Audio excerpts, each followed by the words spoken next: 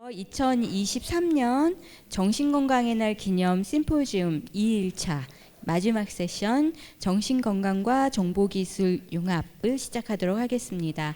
저는 오늘 마지막 세션 사회를 맡은 국립정신건강센터 정신건강사업과장 양수진입니다. 반갑습니다.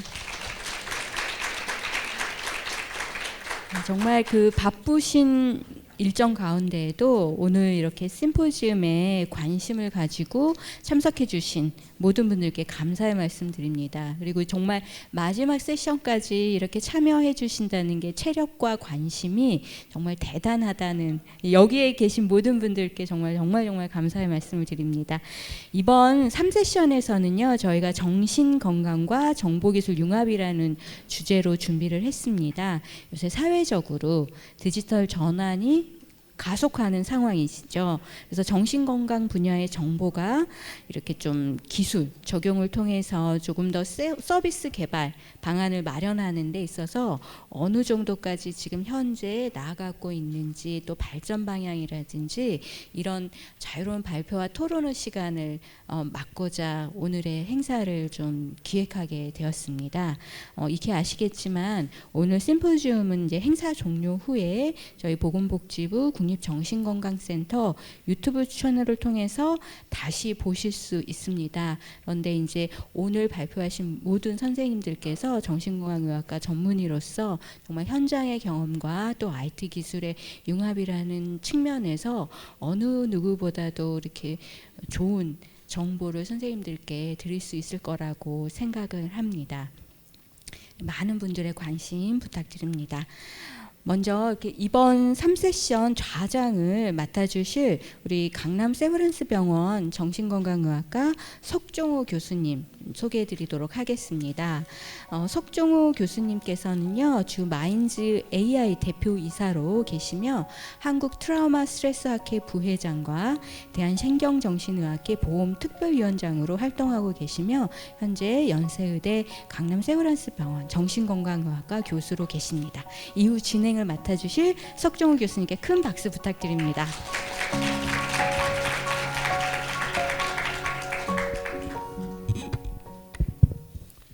네, 소개 감사드립니다. 저도 오늘 만나기 힘든 네 분을 만나서 너무 기쁘고요. 이런 자리를 마련해 주신 센터장님과 과장님께 감사드립니다. 예, 그럼 지금부터 심포지움 3섹션의 첫 번째 강연을 시작하도록 하겠습니다. 예, 첫 번째 연자는 김수진 이사님이십니다. 김수진 이사님은 정신건강 문제를 IT가 해결하는 방법에 대한 주제로 강연해 주시겠고요. 서울대학교 병원 정신과 전공의 전임의를 마치셨고 스탠포드 유니버시티 비지팅 인스트럭터로 활동하셨고 안산 정신건강 트라우마 센터 부센터장과 주식회사 에임메드의 칩 메디컬 오피서를 역임하신 후에 현재는 카카오 헬스케어의 이사로 활동하고 계십니다. 그 정신건강 서비스의 디지털 플랫폼을 잘 만들고 계시는 것 같은데요. 예, 김수진 이사님의 발표 잘 들었습니다. 예, 감사합니다. 다음으로 디지털 멘탈 케어의 발전과 비전에 대하여 문우리 대표님이 발표해 주시겠습니다. 문우리 대표님 잠시 소개해드리면 현재는 서울대학교 병원 정신건강의학과 전공의 전임의를 마치고 전문의로서 서울 청클리닉에서 활동하고 계시고 2020년부터는 IT 기술을 활용한 마음건강 문제를 해결해 나가는 기업인 주식회사 포티파이를 창업해서 현재 대표이사로도 함께 활동하고 계십니다. 예, 문우리 대표님 발표 부탁드리겠습니다.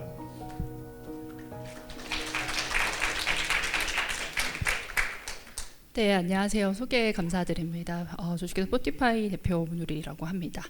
네, 전 디지털 정신건강 케어의 발전과 비전이라는 주제로 오늘 발표를 하게 되었는데 사실상 제가 어떻게 이 서비스 멘탈 아까 김수진 이사님께서 말씀해 주신 것처럼 병원 내에 있는 사람들뿐만이 아니라 그 밖에 계신 분들도 조금 더 내 정신건강 잘 관리하고 스트레스 관리할 수 있도록 하는 웰니스 솔루션을 하고 있는데 어떻게 시작하게 되었고 어떻게 또 진행을 하고 있는가 이런 부분들에 대해서 오늘 좀 경험을 아직 갈 길은 멀지만 공유 드리려고 합니다.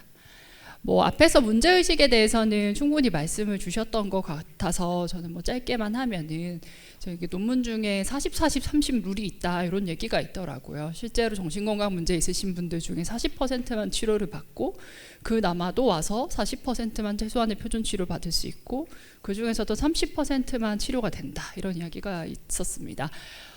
사실 뭐 이렇게 치료를 받는 것을 좀 힘들어하시는 이유들 중에서는 여전히 좀 스티그마가 많이 있는 것 같고요. 그래서 이런 부분들에 대해서 문제의식이 있었고, 두 번째는 병원에 있으면서 특히 코비드를 거치면서 그래도 인식이 많이 개선되고 병원을 찾는 분들은 늘어나고 있지만 막상 오셨을 때 저희가 또 충분하게 면담을 하고 가이드를 드릴 수 없는 것이 현실이기 때문에 이러한 부분들을 또 어떻게 극복할 수 있을 것인가라는 문제의식을 가지게 됐었습니다.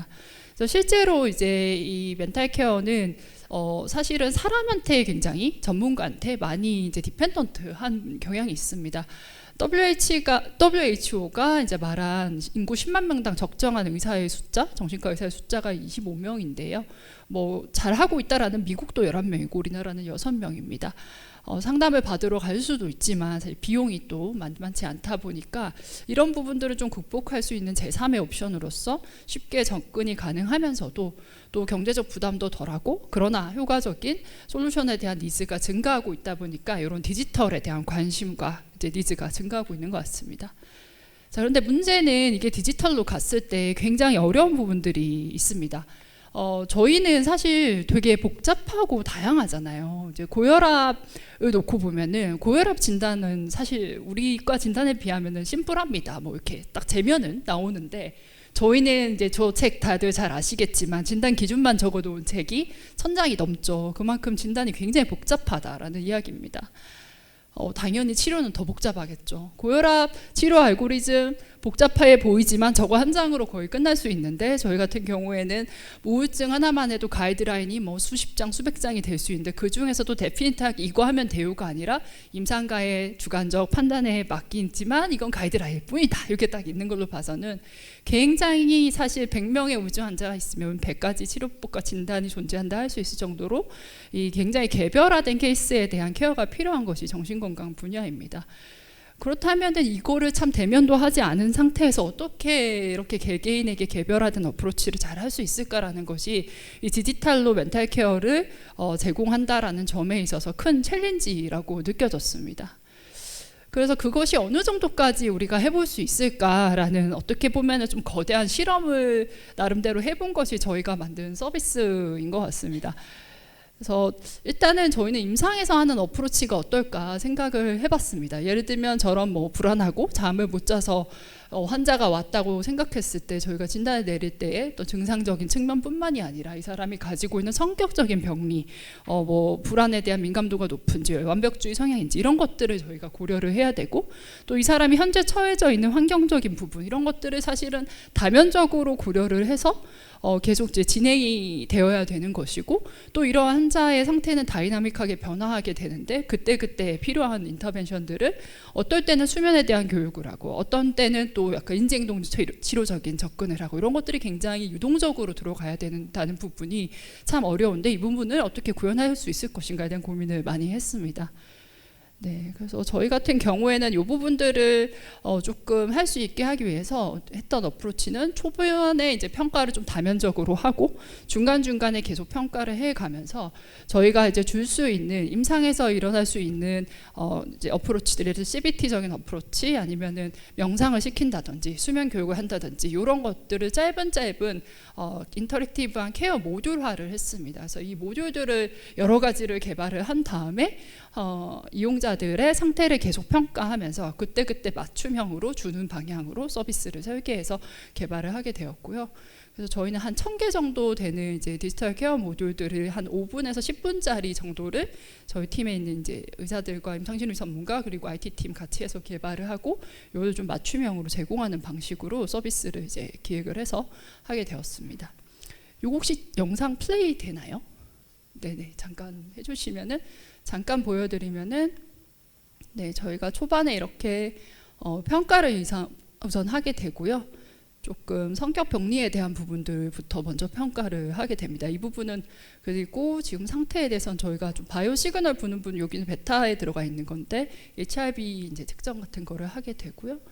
한 다음에 현재 이 사람의 어떤 증상이나 이제 병리적인 부분들 본 다음에 요거에 맞게 프로그램을 구성을 해가지고 이렇게 각 주차에 맞는 모듈들을 제공을 하는 방식으로 서비스를 제공을 하고 있고, 그 모듈 안에는 이렇게 좀 심상 활동을 하는 경우도 있고 아니면은 뭐 이런 CBT 같은 거를 좀 시키기도 하고 이런 식으로 좀 쉽게 할 수 있도록 구성이 되어 있습니다.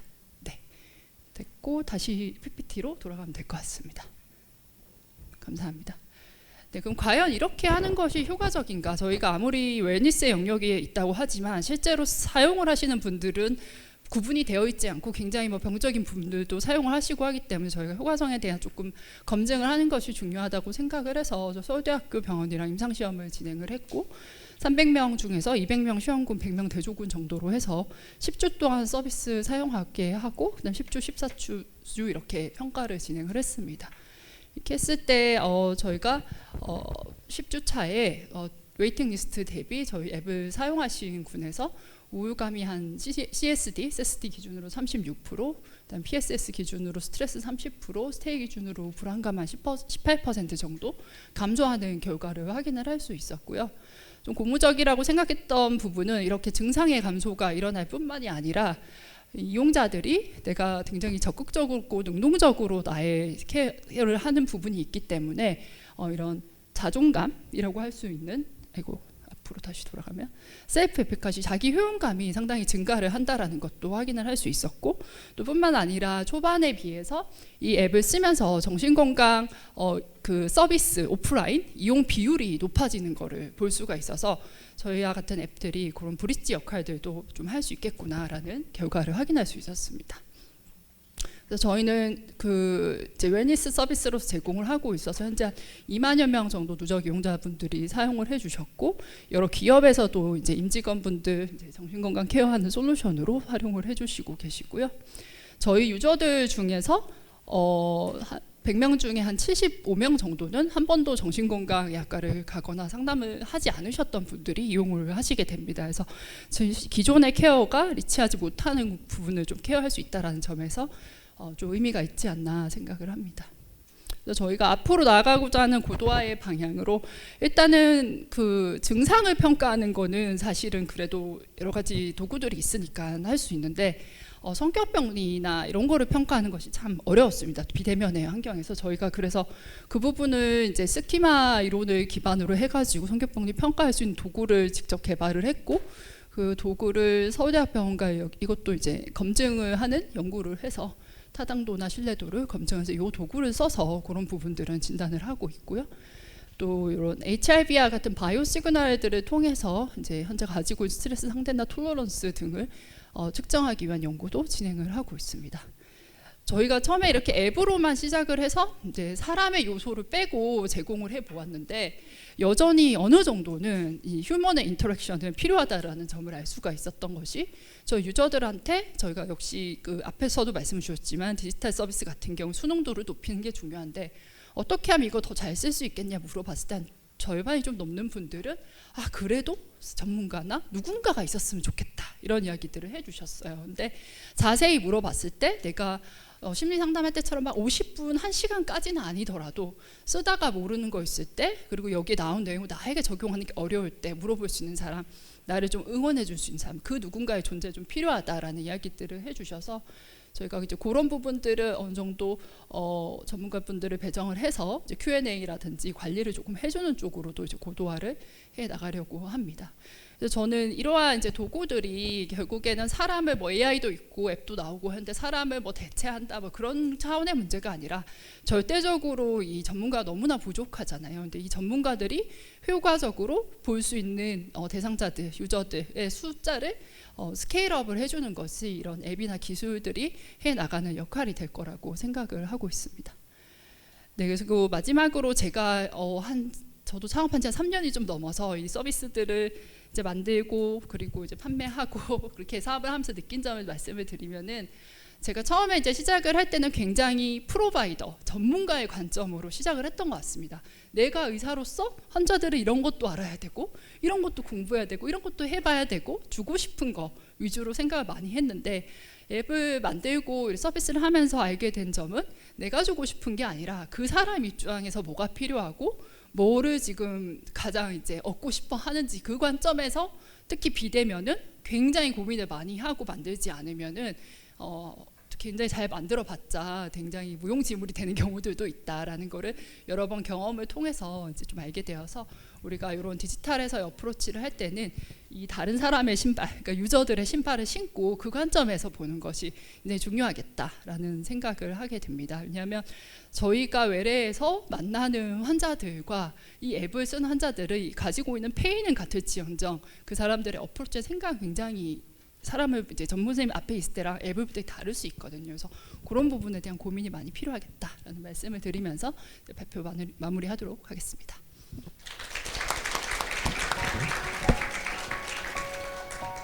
예, 아직 치료에 접근하지 않았던 정신건강 서비스 수요자들한테 다가가는 솔루션을 개발한 게 매우 인상적이고요. 역시 휴먼 인터랙션을 필요로 하기 때문에 그 부분을 보조할 수 있는 그런 부분으로 점점 더 발전시켜갈 계획을 갖고 계셔서 더욱더 감동적이었습니다. 예, 다음 부분은 김은주 교수님 발표인데요.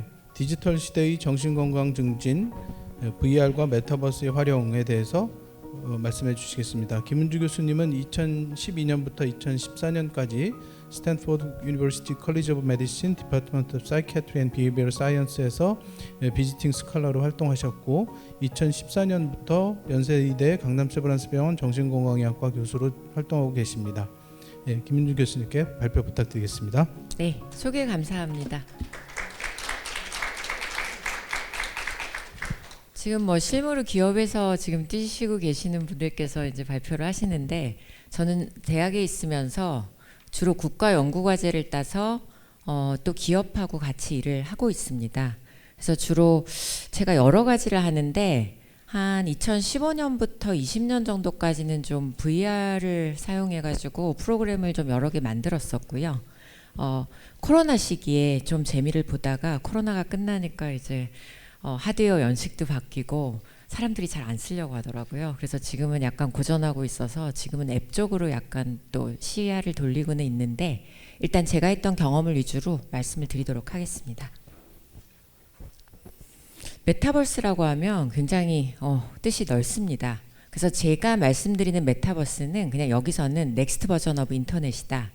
현재 인터넷은 주로는 이제 그 안에서 검색도 하고 뭔가를 뭐 보기도 하고 듣기도 하고 이러죠.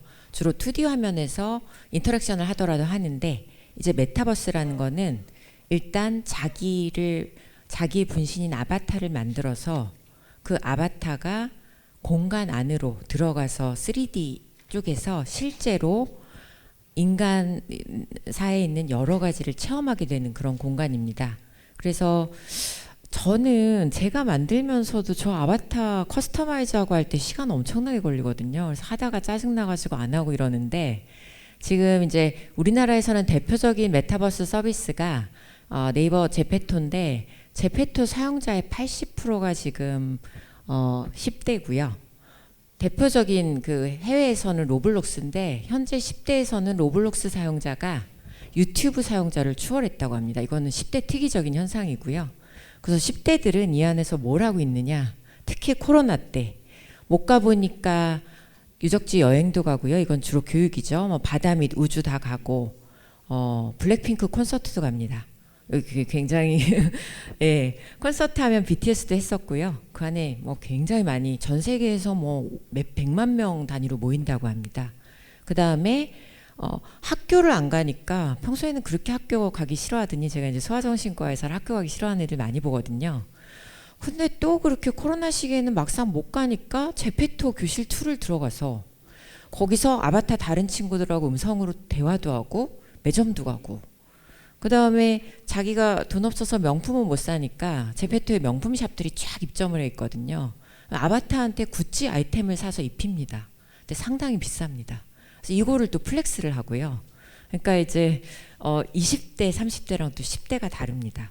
뭐 20대, 30대는 많이 경험하셨듯이 메타버스 오피스나 이거는 이제 21년에 연세 온라인 취업박람회라고 저희 연세대학교에서 취업박람회 했던 거고 이런 용도로도 많이 썼고요.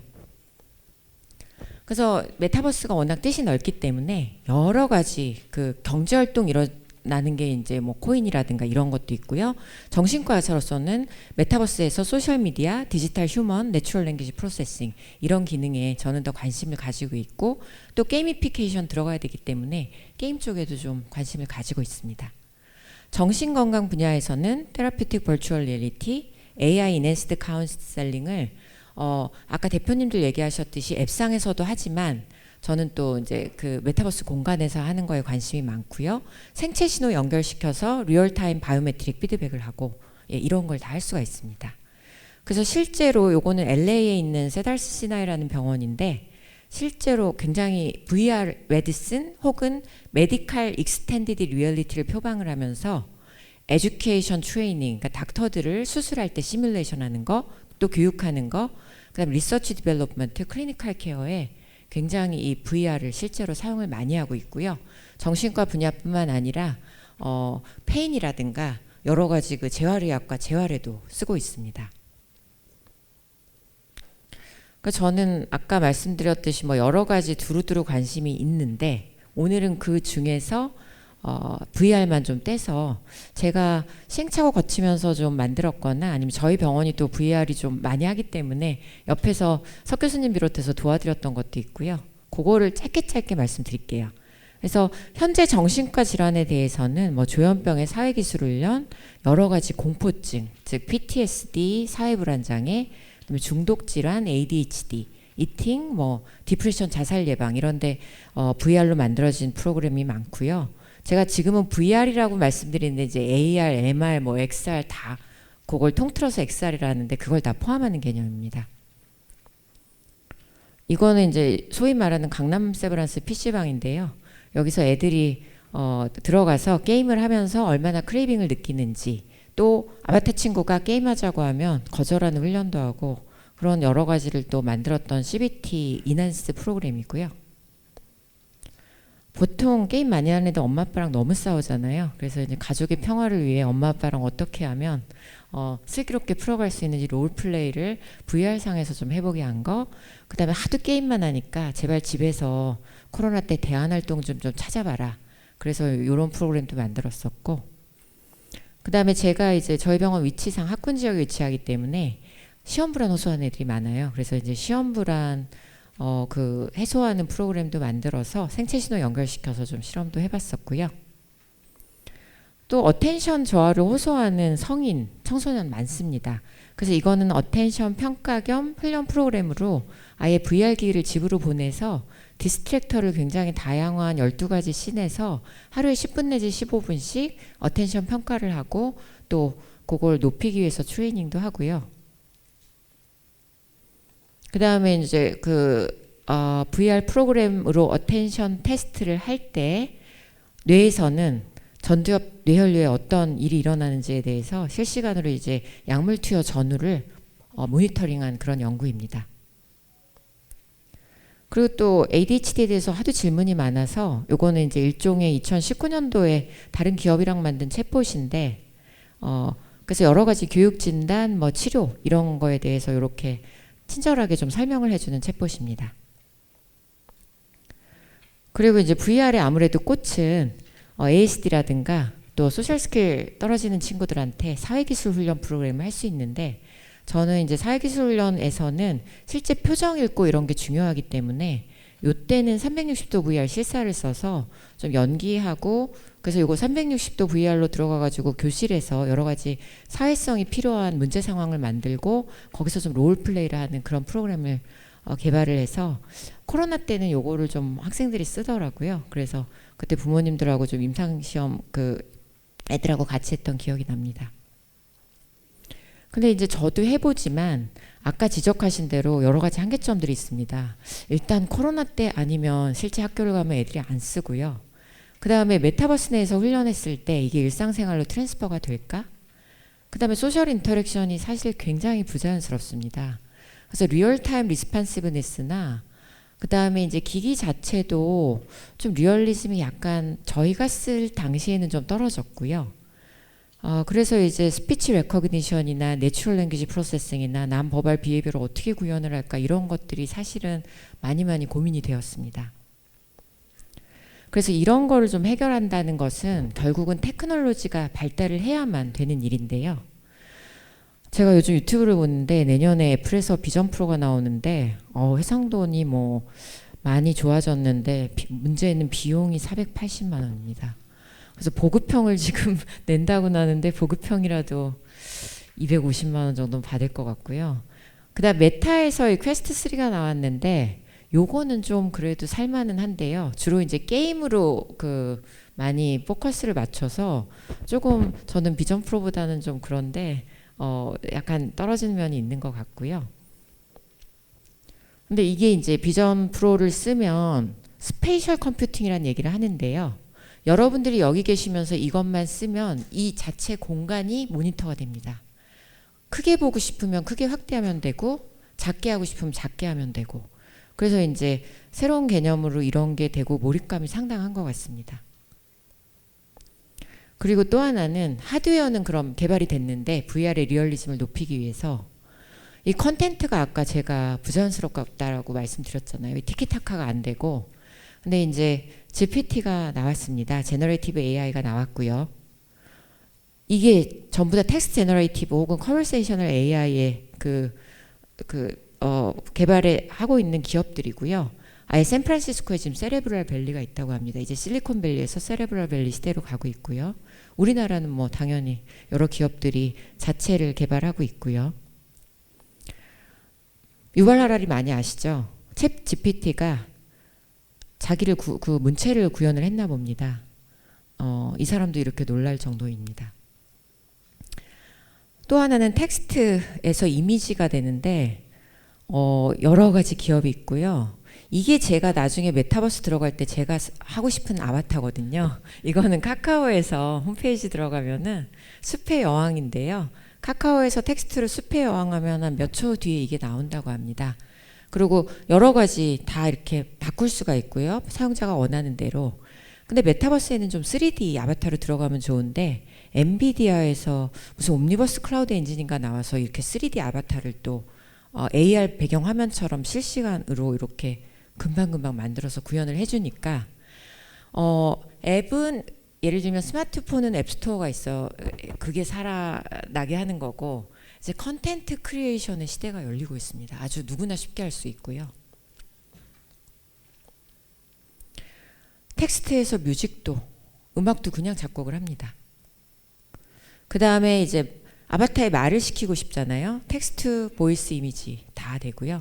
앵커처럼 방송을 하더라고요. 제가 저 이렇게 하는 거를 어떻게 명령어 몇 개 그냥 이렇게 만들어줘 하면은 제가 말하는 것도 앵커로 나올 수가 있습니다. AI 걸프렌드가 생겨서 챗봇으로 굉장히 대화를 자연스럽게 잘한다고 합니다. 그리고 오늘 아침에 이거는 만들어 넣은 건데요. GPT 비전이 나왔습니다. 9월이고 베타 버전 끝나서 프리 테스트가 나왔는데 이미지를 갖다 끌어대서 이 이미지가 What is unusual about this image 하면은 그거를 이미지를 분석하고 해석해서 밑에 쫙 써줍니다. 그래서 제가 아까 제 이 화면지에 하나를 넣어봤거든요. 디스크립션을 쫙 합니다. 그래서 이게 또 하나 판도를 바꿀 것 같고요. 그럼 제가 왜 이런 얘기들을 하느냐? 이제 VR, AR 뭐 모든 거 사용해서 메타버스 안에서 이 컨텐트 크리에이션이 얼마나 쉬워질지 그 부분들이 지금 핵심이라고 생각을 합니다. 그래서 이미 또 메타 AI는 챗 닥터 모델을 만들어 가지고요. 디지즈 데이터베이스랑 챗 GPT 연결시켜서 피지션 페이션트 컨버세이션을 파인 튜닝하는 AI입니다.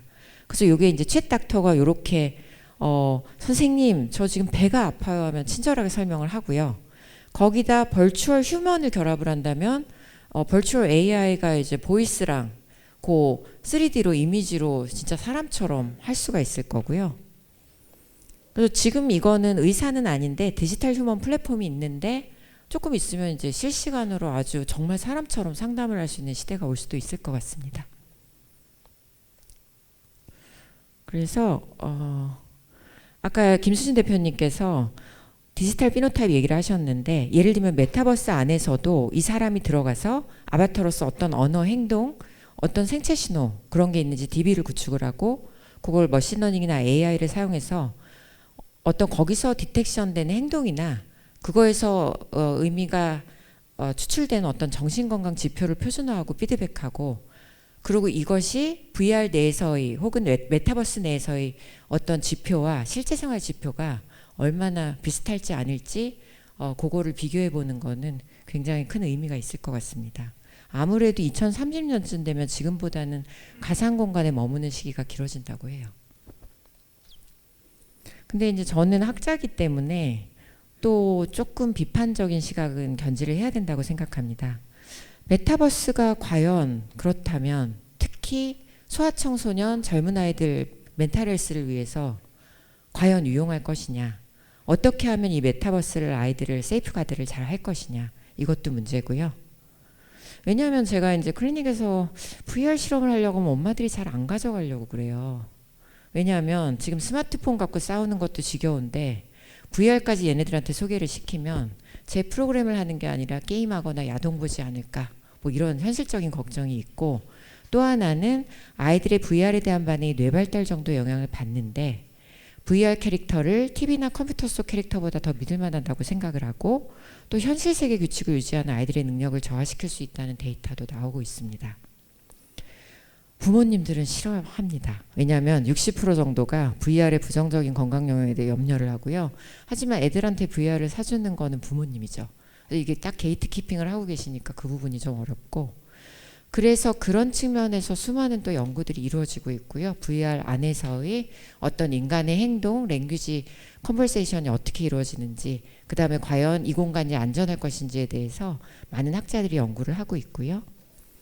뉴럴학에는 예를 들면 이건 네이처 뉴로사이언스에 오래전에 발표가 된 건데, 쥐를 VR 내에서 혹은 실제 그 미로에서 똑같이 만들어 놓고 하게 했을 때 VR 내에서와 실제 내에서의 그 약간 브레인 액티베이션이 다르다고 합니다. 과연 애들한테는 어떨까요? 그런 부분들이 연구가 돼야 됩니다. 그리고 많은 VR 프로그램이 나왔고, 저도 많은 효과성 검증 연구를 냈지만 요거는 2022년에 VR 베이스드 테라피에 메타 어널리시스를 또 메타 리뷰를 한 것인데, 아직까지는 특정 몇 개 질환을 제외하고는 컨벤셔널 트리트먼트에 비해서 수피리어리티를 보이지 않는다라는 게 현재로서는 결론입니다. 근데 이제 이 메타라는 기업이 사실은 사명까지 바꾸면서 메타버스에 사활을 걸었잖아요. 지금 로비하고 있는 게 현재 VR 허용 연령이 13세로 돼 있는데 만 10세로 내리려고 하고, 8에서 10세 사이에 대해서 많은 데이터를 지금 모으고 있고, 이 움직임에 대해서 이제 미국의 소아 전문 학자들이 조금 더 근거 기반이 확보될 때까지는 이걸 저지해야 된다는 그런 움직임도 있습니다. 어쨌건 앞으로 퓨처 리서치에는 다양한 이런 부분들을 고려를 해야 되고요. 제가 시간 관계상 요거는 좀 자세히는 안 하겠습니다.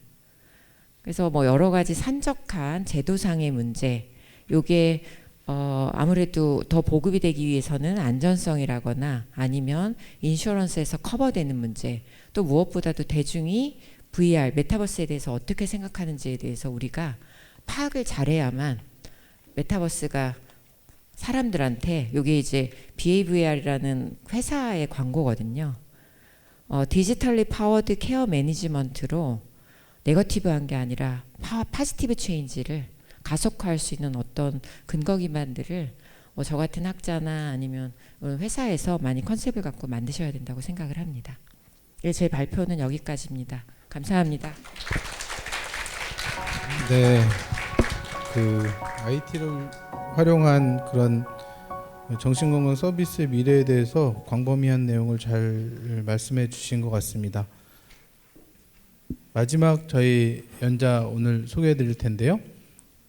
정신건강 분야 디지털 치료제 동향에 대해서 디지털 치료제 기업 웰트의 강성지 대표님께서 발표해 주시겠습니다. 강성지 대표님은 2009년부터 2012년까지 보건복지부 건강정책과의 공중보건이사로 활동하시면서 이제 그 활동 내용을 이어서 2014년부터 16년까지는 삼성전자 무선사업부 헬스개발그룹 책임연구원을 역임하셨습니다. 현재는 한국무역협회 이사와 연세대학교 의과대학 예방의학교실 외래교수 그리고 대한디지털치료학회 산학협력이사로 활동 중이시고 웰트 대표이사로 재직 중이십니다. 발표 부탁드립니다. 네, 소개 감사드립니다. 오늘 긴 시간 이렇게 하루 종일 정신건강에 대한 그 토론의 장을 계속 하셨는데 마지막 순서로 제가 배정을 받아서 좀 부담됩니다. 근데 뭐 마지막이니까 이제 조금 미래에 대한 꿈을 꾸고 오늘 한 것들을 좀 이렇게 정리해 보는 그런 가볍고 재밌는 그 발표로 좀 마무리를 해보겠습니다. 저희는 디지털 치료제, 디지털 치료 기기입니다. 정확히는 그 소프트웨어, 의사가 처방하는 앱 소프트웨어를 디지털 치료제 기기라고 하고요. 그것들을 통해서 도대체 앱을 처방하면 뭐가 바뀌는 거냐, 그 정신건강의 관리에 있어서 이게 어떤 의미를 갖고 앞으로 우리가 무엇을 꿈꿔볼 수 있느냐를 좀 얘기해 보고 싶습니다. 저희가 그 에임메드라고 하는 그 불면증 디지털 치료기기를 만드는 회사가 2월 달에 이제 식약처의 허가를 받아서 제품이 출시됐고요. 저희도 이제 불면증 디지털 치료기기로 4월에 다시 허가를 받아서 이제 그 출시를 목전에 앞두고 있습니다. 근데 이 과정에서 저희가 좀 여러 가지 그 디지털로 변하는 의료의 패턴들을 감안하면서 재밌는 시도들을 조금 더 해봤는데 그 중에 하나가 이런 DCT 같은 것들이었던 것 같아요. 이렇게 말씀드리면 뭔지 좀 헷갈리실 텐데 쉽게 말씀드리면 비대면 임상시험입니다. 그래서 환자가 병원에 오지 않더라도 가볍게 몇 가지 문진과 그 진단의 과정을 통해서 이런 의증이 있음을 이제 확인을 하고 앱이잖아요. 그러니까 원격으로 설치를 해드리고 그것을 또 원격에서 치료가 잘 되었는지 확인해보는 이런 시도들을 바탕으로 임상을 한번 해봤고, 이 솔루션을 통해서 또 허가를 받았던 게 같은 허가 그 임상 시험의 과정을 거친 것 같지만 그래도 저희가 좀 그 안에서 여러 가지 다른 시도를 해본 성과였던 것 같습니다. 이 웰트 아이, 그러니까 인썸니아를 그 만드는 과정에서 불면증 디지털 치료제를 만드는 과정에서 저희가 가장 중요하게 생각했던 건 기존에 하던 방식이긴 했어요. 그래서 기존에 환자와 의사 선생님이 만나서 인지행동 치료를 받고 그 상담과 교육의 과정을 통해서 치료를 전달하는 그 과정, 그 쉽게 말하면 또 수가까지 다 모든 부분들을 레퍼런스로 삼아서 그것을 최대한 디지털로 옮겨놓는 것을 하는 것이 가장 중요했던 것 같습니다. 저희가 갑자기 새로운 거를 한다라는 것도 너무 위험한 일이고요.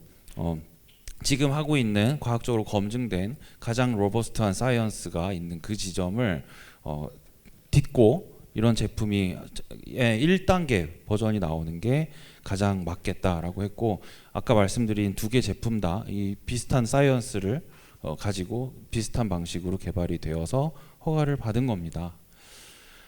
네, 그래서 정신과 영역이 불면증이 제일 많고요. 뭐 디지털 치료제 그 안에서 전 세계에서 지금 허가받은 디지털 치료제들이 줄잡아 지금 한 50개가 넘습니다. 근데 뭐 이 버전은 2021년 버전으로 24개가 있는 건데 보시면 정신과 질환들이 좀 많고, 아까 제가 말씀드린 것처럼 현실에서 이루어지는 여러 가지 프로세스를 마치 인터넷 강의처럼, 네, 우리도 성적을 치료하기 위해서 인강을 듣잖아요. 네. 그런데 그 강의를 만드는 과정 이런 걸 생각해 보면 스타 강사들이 정말 그 웰메이드 컨텐츠로 만들어서 그분을 직접 만나는 건 어렵지만 그분의 그 노하우가 담겨 있는 컨텐츠를 구매하는 거는 그 상대적으로 저렴한 가격에 우리가 누릴 수 있듯이 교육 시장에도 그게 가능하듯이 치료의 정론을 이렇게 그 정신과 영역을 이제 질환을 아울러 가면서 디지털 치료제화 했다라고 하는 게 이제 시장의 현실입니다. 그래서 뭐 미국, 일본, 독일 이렇게 있어요. 이 공교롭게도 의료 선진국들입니다. 그죠? 우리나라가 뭐 이 순위 안에서는 한 4번째, 5번째 정도 이제 그 허가를 배출한 나라가 된 것 같고요. 독일의 홈페이지를 가보시면 이미 이렇게 있습니다. 보시면은 55개 중 제가 지금 푸시케라고 그 한글로 번역이 돼버렸는데 이게 뭔지 아시겠죠? 이제 정신과, 정신과 체크를 해보니까 25개가 정신과 파이프라인. 정신과 그게 어떤 영역이든 간에 이제 리스트 내리면 보입니다. 근데 뭐 디프렉시스라고 하는 우울증 치료제가 제일 위에 있네요. 그래서 보시면 이제 독일에서는 이런 그 디지털 치료제들이 이미 출시가 되어서 활용을 하고 수가도 나오는 상황이고요. 우리나라도 뭐 그 지금 수가 관련된 논의들을 진행하고 있는 상황이라 뭐 저기 심평원이나 보험 쪽에 공단 쪽에서도 어느 정도의 가격을 책정해서 시장에 이것을 유통하는 것이 좋을지 고민하고 계십니다. 그리고 최근에 입수한 소식, 사실 어제 입수한 소식인데 독일의 제품들이 우리나라로 건너올 준비를 지금 하고 있어요. 그래서 뭐 번역 과정을 통해서 이미 저쪽에서 임상 시험을 마치고 그 과학이 검증된 건데 과연 약처럼 뭐 미국에서 개발한 약이 우리나라에 와서도 쓰이듯이 이 디지털 치료제도 치료제라는 그 과학적 기전을 국경을 언어를 건너서 작동할 수 있을지 좀 볼 수 있는 시기가 오는 것 같고요. 걔네가 오면 우리는 어떻게 하죠? 우리가 독일도 가야죠. 그래서 저희도 지금 독일 진출이나 이런 것들을 해보려고 준비를 하고 있는 것이 사실입니다. 자, 보시면 불면증이 만만해서 그런 것 같기도 하고요. 뭔가 그 솔직히 치료에 실패를 한다. 만약의 경우에 그러면 안 되겠지만 그러더라도 우리가 맞이할 위험성이 상대적으로 낮다라는 것 때문에 조금 먼저 발생한 것 같습니다. 그게 만약 우울증이거나 뭐 다른 좀 심각한 질환이라면 치료 실패에 대한 대가가 너무 크겠죠. 근데 불면증은 다른 나라에서도 쉽게 이제 한번 시도가 돼서 많은 선례들이 있었고요. 저희도 그것들을 참고를 당연히 했고요. 뭐 영국, 미국, 독일, 일본, 우리나라까지 이제 이미 허가를 받은 디지털 치료제들이 있는 국가와 그 가격입니다. 이 가격은 그 나라의 뭐 상담료, 인건비, 뭐 이런 기존의 다른 어떤 치료 기법의 그 가격 수준들을 고려해서 선정이 된 것일 거고요. 뭐 판매가 잘 되는 나라도 있고 안 되는 나라도 있다고는 알고 있는데 기본적으로는 지금 저희가 보고 있는 시장의 상황은 이렇습니다. 근데 이렇게 비슷한 과학적 기전을 가지고 각각의 나라에서 조금 다른 가격으로 팔리고 있는 이 상황에서 과연 이제 국경을 건너가고 하는 것들까지 했다고 쳤을 때 여기까지냐? 저는 그건 아닌 것 같습니다. 이게 디지털이라고 하는 것이 앞서 이제 다른 발표자분들도 많이 말씀해 주셨고 정신과 영역에서 무엇을 지금 시도하고 있고 어떤 것들을 만들어낼 수 있을지 보여줬다면 디지털 치료제로 허가를 받는 그 시점은 아마 그 시작일 겁니다. 그래서 이 디지털 기술들, 웨어러블, 디지털 표현형, 디지털 바이오마커 이런 것들을 활용하고 그 환자들을 조금 더 조밀하게 높은 해상도로 이해하는 거예요.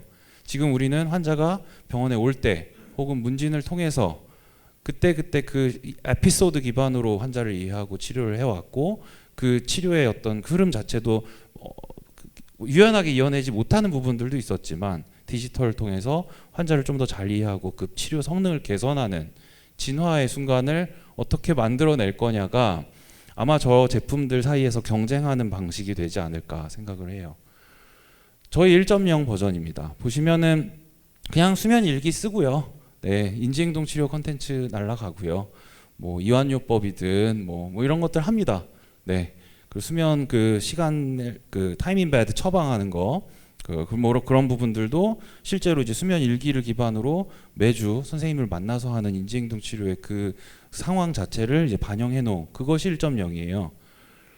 근데 임상 시험 자체를 아까 말씀드렸다시피 대면과 비대면으로 하면서 이제 비교는 했는데 비대면으로 했을 때 조금 재밌었습니다. 실제로 기간도 한 절반밖에 소요가 안 됐고요. 그 비용 임상 시험의 비용이 있잖아요. 그 비용 측면에서도 한 4분의 1 정도밖에 소요가 안 돼서 어떤 특정 영역에 있어서만큼은 비대면 기술을 활용한 어떤 환자를 찾고 치료하는 접근이 좀 비용 효과적인 부분이 있겠다라는 것을 좀 볼 수 있는 힌트이긴 했습니다. 근데 지금 현재 단계에서는 이제 임상 시험을 이렇게 했을 뿐 이제 활용될 때는 대면입니다. 비대면 진료 안 되잖아요. 안 됩니다. 대면으로 이제 쓸 수밖에 없는데 임상 시험 자체는 식약처의 관할 하에서 비대면으로 했다 이거고, 수면 효율을 지표로 삼은 것을 봤을 때 뭐 수면 효율이 12% 상승했다. 이 데이터 가지고 허가 받은 겁니다. 근데 뭐 너무 당연한 결과가 그냥 나온 걸 수도 있어서 네, 넘어가겠습니다. 그래서 뭐 6개 레슨 이렇게 나오고요. 뭐 카드 뉴스나 이런 형태대로 이제 또 읽을 거리들이 그 사람의 상황에 맞춰서 좀 더 맞춰서 나오는 것들이 있고, 그리고 챗봇. 네, 챗봇을 처음에 좀 넣어서 했는데 저희가 개발하는 중간에 다 아시죠? 챗GPT가 나왔어요. 그래서 그거를 업데이트를 해야 될 것 같은데 이거 어떻게 하지? 저희의 지금 맞닥뜨린 고민입니다.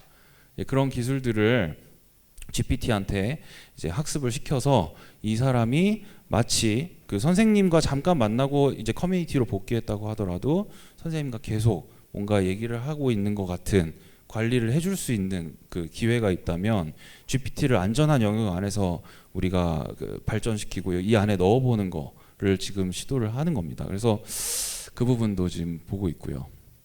그래서 이제 1.0의 출시가 이제 목전에 있고 저희도 이제 한 뭐 연말이나 내년 초쯤부터 수가 코드 잡아가지고 특정 병원에서는 좀 사용하실 수 있는 상황을 만들 거라고 기대를 하는데 그 와중에 저희는 벌써 2.0 이제 그 준비를 좀 해보려고 좀 바둥거리고 있습니다. 보시면은 이거예요. 이 디지털 치료제 불면증으로 처방을 하는 앱이라고 했을 때 이 기계 입장에서 한번 생각을 해본 겁니다. 이 환자분이 쓰는 스마트폰, 환자분이 쓰는 웨어러블이 원래 저희가 삼성에서도 저도 이랬지만 삼성에서는 그 모든 사람을 위한 기기를 만들거든요.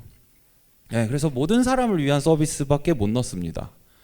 근데 만약에 의사 선생님이 처방한 이 앱이 깔려 있는 기계라면 그거는 그냥 일반인이 쓰는 기계일까요? 아니잖아요. 네, 환자가 쓰는 기계입니다. 정확히. 그럼 불면증 환자라는 것을 이해했을 때 우리가 기계의 그 운영체제 레벨로 들어가서 아까 김수진 이사님이 말씀하셨던 것처럼 뭐 이 사람이 뭐 커피를 마시는 문자가 날라왔는지, 날씨가 얼마나 그 해가 지고 뜨는 서캐디안 그 리듬 자체가 어떻게 굴러가고 있는지, 뭐 데이타임의 어떤 활동량 같은 것들이 얼만큼 에너지 소진을 유발했는지, 그것이 혹시 자기 직전에 일어난 것이라 자율신경 항진을 일으켜서 잠을 자는데 오히려 방해를 하진 않았는지, 그런 패턴들은 이미 있는데 그것을 그냥 그 환자의 페르소나에 맞게, 그 환자의 치료의 목적 필요에 맞게 다시 재해석해보는 그 작업일 것 같습니다. 그래서 스마트폰 기본으로 들어가고요. 뭐 워치 당연히 들어가고요. 삼성에서 이번에 그 슬립 그 기능들 많이 넣고, 애플도 지금 업데이트된 게 매일 무드 입력하고 이런 것들 기능 업데이트 됐거든요. 그래서 뭐 워치에서 측정할 수 있는 것들, 워치가 있다면 이제 거기에 더해지는 것이고, 저희가 추가적으로 좀 더해보는 건 워치 차고 주무시진 않기 때문에, 물론 깨어있을 때의 상황들도 중요한데 주무실 때에 대한 이해도 하는 것이 또 하나가 있을 텐데, 반지 정도는 끼고 주무실 수 있기 때문에 반지도 지금 보고 있습니다. 삼성에서도 다음 제품으로 반지가 나올 거라 그런 그 기기들을 활용하는 우리가 쓰고 있는 모든 기기들이 나의 병을 치료하는 방식으로 움직이는 그런 상황을 만들어 보려고 하는 겁니다. 그리고 병원이랑 이거는 이제 그 모든 디지털 치료제가 같이 움직여야 되는 미션이고, 실제로 지금 1, 2호가 같이 하고 있는데 병원이랑 붙는 거 또 이제 얘기를 하고 있어요. 분명히 그래야 할 겁니다. 선생님이 처방을 한다라는 그 행위 자체가 병원 시스템과 병원 바깥에서 움직일 이 디지털 치료기기 소프트웨어의 시스템을 연결하는 접점의 이벤트일 거고요.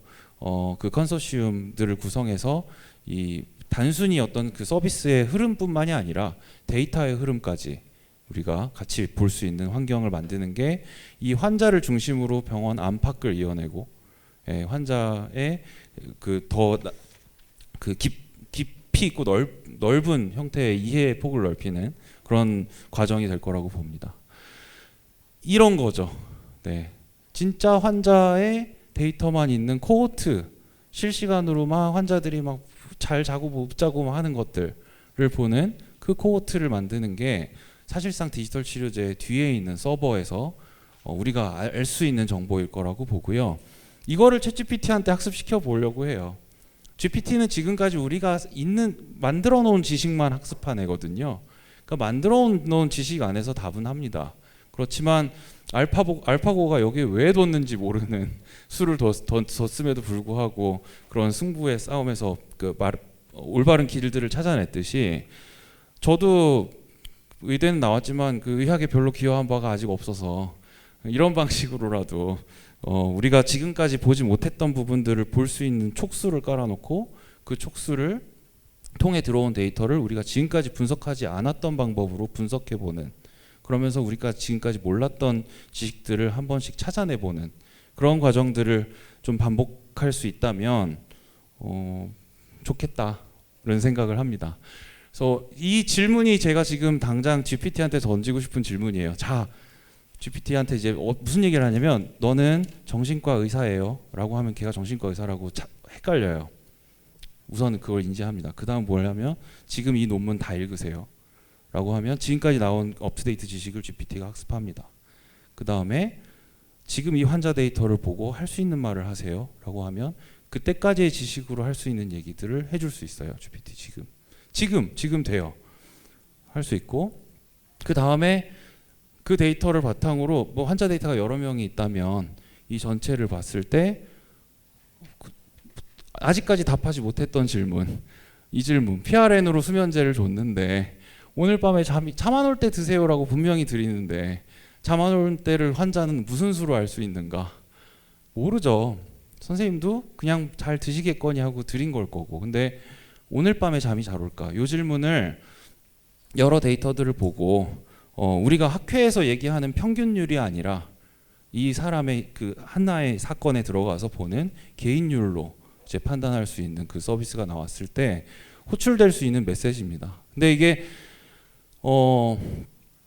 과연 그 제대로 나온 메시지일까? 그거를 이제 관리하기 위해서 아까 말한 비대면 임상시험으로 실시간으로 계속 그 퍼포먼스를 체크하고 만약에 문제가 있다면 그것을 잡아내고 그것을 고쳐내는 그 뒷단의 시스템이 같이 움직여야 지금 이 정도는 가벼운데 이제 조금 더 심각한 메시지들을 필요로 하는 질환들에서는 우리가 좀 자신 있게 그런 메시지를 이제 업데이트할 수 있지 않을까 생각을 하고, 여기까지 진화를 저희는 했는데 아까 말씀드렸던 뭐 독일이나 영국 회사들은 그 뒤에 있는 시스템들이 없어서 못했다. 과연 뭘 써야 할까요? 네, 뭐 그런 겁니다. 그런 그 경쟁의 구도와 그 기술의 발전을 통한 그 경쟁 우위를 확보하는 것들, 이런 게 디지털 치료제라는 컨셉에서 시작은 되지만 결국은 이제 이런 방식으로 완성이 될 거라고 생각을 하고요. 분산형 임상시험, 뭐 비대면으로 임상시험을 할 때 저희는 이제 계속 이렇게 갈 거예요. 보시면 식약처에서 허가를 받을 때는 대조군은 그냥 기존 치료 정도로 하고 디지털 치료제를 쓰는 분들을 이제 실험군으로 했죠. 근데 버전 2로, 버전 3로 업데이트를 한다라고 하면 대조군이 기존 버전이고요. 실험군이 업데이트 버전이어야 할 겁니다. 그죠?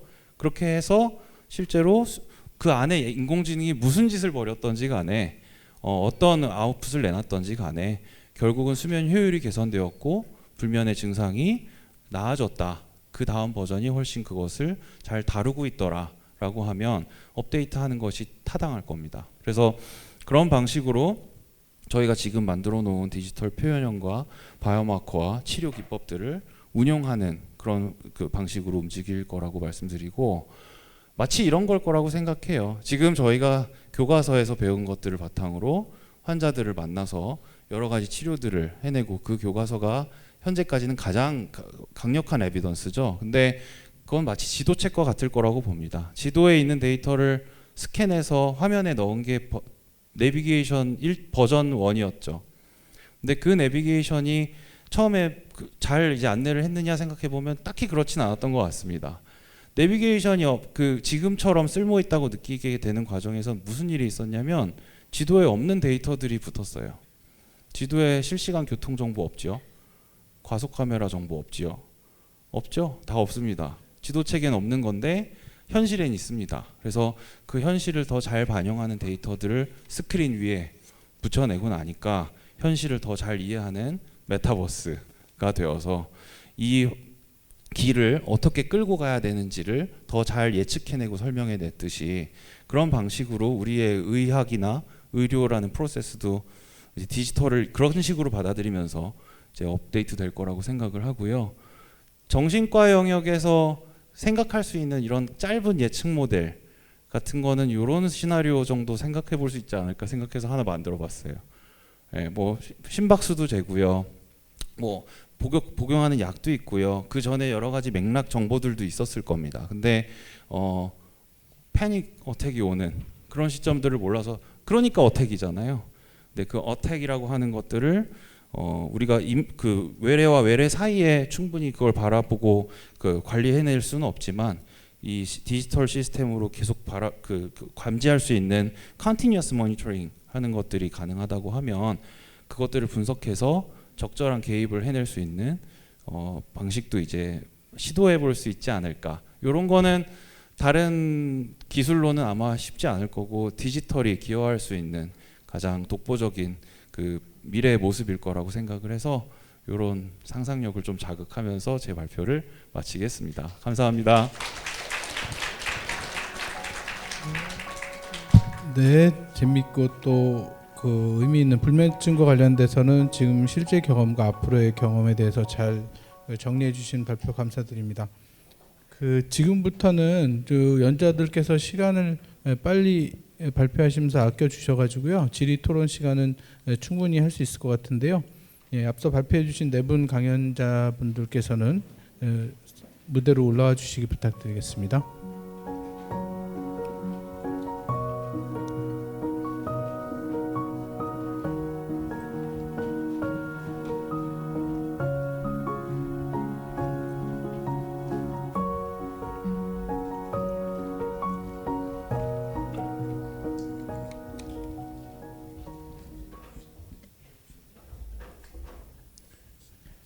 예, 지금부터 시간이 좀 여유 있게 있긴 하지만 또 끝나는 시간을 더 당기는 건 좋은 일이고 기쁜 일이니까 토론이 잘 이루어진 후에 빨리 마무리할 수 있도록 해보겠습니다. 자유 토론하고 질의응답 시간을 갖겠는데요. 토론 해주실 분들은 플로어에서 얘기를 해주셔도 좋고요. 지금 발표하신 연자들끼리도 서로 지금 궁금하신 점이 있으시면 말씀해 주셔서 그런 얘기들로 저희 시간을 사용하도록 하겠습니다. 그래서 청중 중에서 질문하실 분 있으시면 손 들어 주시고요. 또 연자들께서도 서로 질문하시거나 하실 내용 있으시면 말씀해 주시면 좋겠습니다. 토론 시작하도록 하겠습니다.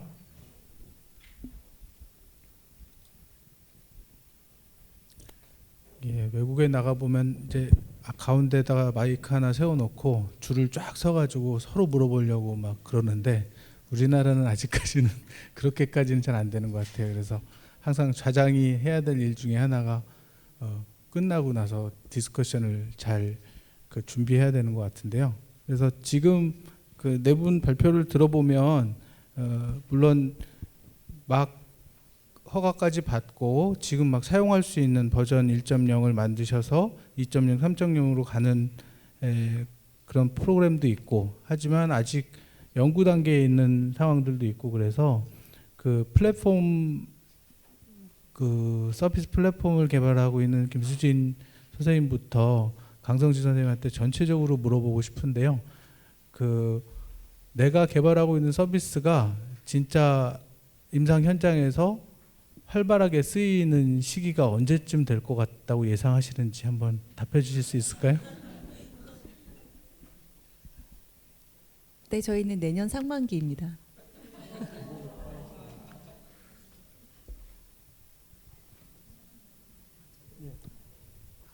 저희는 임상 현장은 모르겠지만 현재까지 이용한 유저는 2만 명 정도 됩니다.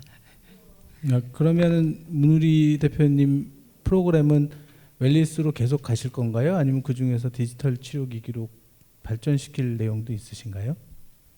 강성지 대표가 디지털 의료기기 시장을 잘 만들어주면 가려고 합니다. 화이팅. 네, 김은주 교수님 프로그램 중에는 시중에 사용될 수 있는 게 언제쯤 나올 것 같으신지. 그 교수님도 아시다시피 교수님 회사에서 업데이트를 해주셔야 됩니다. 왜냐하면은 이게 이제 기술 발전이라는 게 너무 멀미가 나는 게요. 저희가 2019년에 만들었던 프로그램이 그 기어 VR에 장착이 돼 있었는데 기어 VR이 단종이 됐고요. 자꾸 업데이트가 되니까 그걸 버전업을 계속 시켜줘야 되는데 그게 우선순위에 조금 밀리고 뭐 이런 부분이 있어서 네 그런 부분이 참 어려운 것 같습니다. 네. 예, 저에게 오히려 숙제를 주시는 것 같은데. 예, 강성지 대표님은 지금 웰트 I는 이미 시판하고 계시지만 뭐 웰트 3.0이 언제쯤 나올지를 말씀해 주셔도 좋겠고 새로운 또 디지털 치료제가 혹시 있으시면 소개해 주셔도 좋을 것 같은데요. 이게 저희가 우선은 정책적인 프로세스들을 감당해서 수가를 받고 임시 등재로 사용할 수 있는 환경을 맞이하는 건 내년 상반기가 맞는데 그때 원활하게 널리 잘 쓰일 수 있다라는 생각을 하진 않습니다.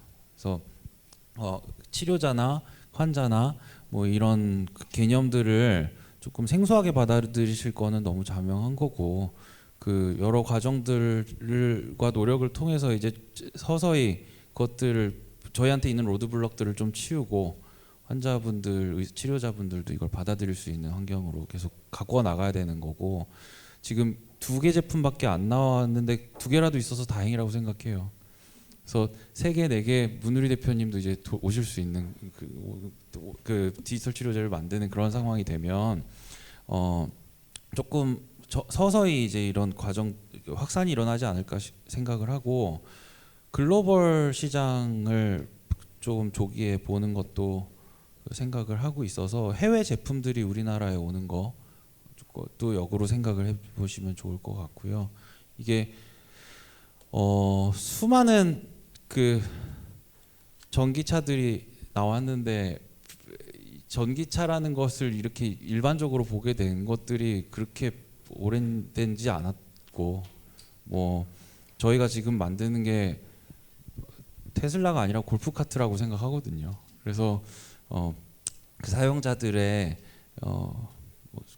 좀 이렇게 독보적인 가치를 전달해 줄 수 있는 그 3.0 정도를 어느 시기에 만들어낼 수 있을지 기술이 너무 빨리 변하고 있어서 저는 내년 같기도 하고 한 5년 지나도 안 될 것 같기도 하고 지금 헷갈립니다, 사실.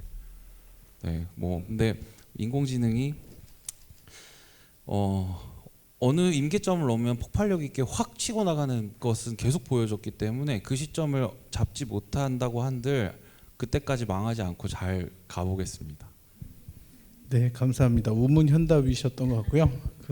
우리 양수진 과장님께서 네. 질문 있으시다고 하십니다. 저도 이제 좌장의 자리라서 질문을 생각해봤습니다.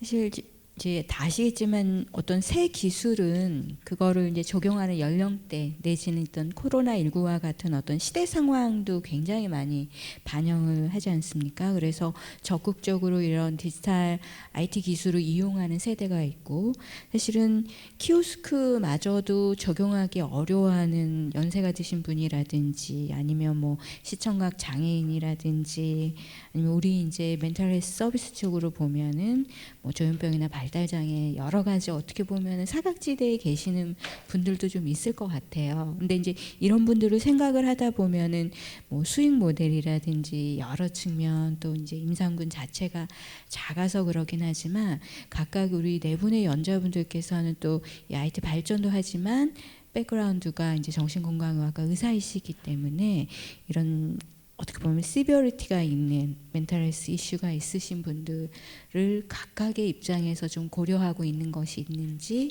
아니면 우리가 정말 그 제너레이션이 여기에만 포커싱 되어 있는 젊은 또는 이제 이 IT 기술에 익숙한 분들에게 포커싱 하고 있는 이 기술이 조금 더 이제 폭넓게 시청각 장애인이나 또는 연세 드신 분들까지도 이제 확산되려면 좀 어떤 기술이 좀 뒷받침되면 좋을지 좀 그런 고민을 좀 했습니다. 이렇게 앉은 순서대로 이렇게 답변해 주셔도 좋을 것 같습니다.